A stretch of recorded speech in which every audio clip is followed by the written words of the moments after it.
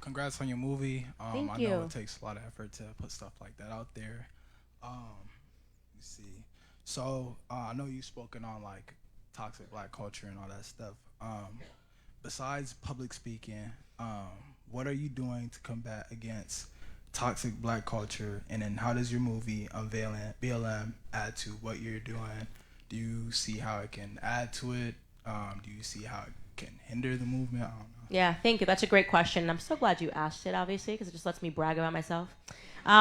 So the thing that the media never tells about anybody, and it is so infuriating that they ever say about me, is that it's just like Candace is just critiquing Black America, and then they just strip away everything that I do for Black America. I run a charity. It's called Blexit.com. It's a successful charity, and we are in 39, actually now 41 states. You can go on to Blexit.com, and you can see what we are doing in these inner cities.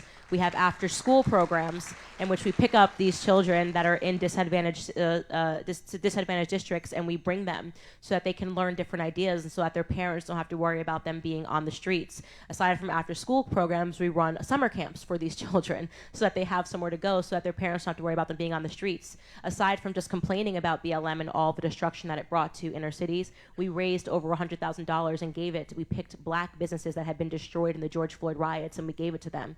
Now, I'm telling you all this stuff because the media never will. They need to paint me as a monster and a person that hates my own race because I have higher expectations, because we should have higher expectations.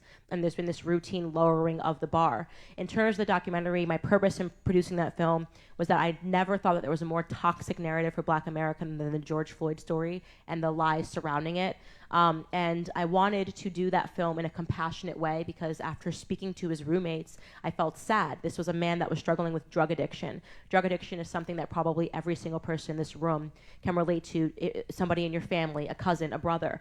This is something that touches Americans. And the George Floyd story should have been a story that brought Americans together. And it's not his fault that after he died, horrible people used the media narrative to divide Americans, to burn down Black inner city communities, and to raise BLM into the multi-million-dollar organization that essentially stole from Americans.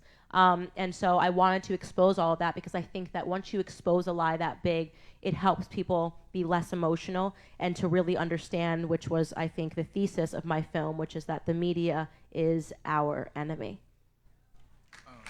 So then, what can I do to add to what you're doing? Sorry, I didn't get that. I said, what can I do to add to what you're doing? Join Blexit. We join the Blexit chapter, get involved. Every single person, I better see Blexit numbers going off. As soon as you got here, Blexit.com, see what we're doing. And it's an organization that's it's small pocket donors that give $1 a month that allows us to do what we do and to actually make a difference. And it's honestly, it's the best part of what I get to do other than going home to my children.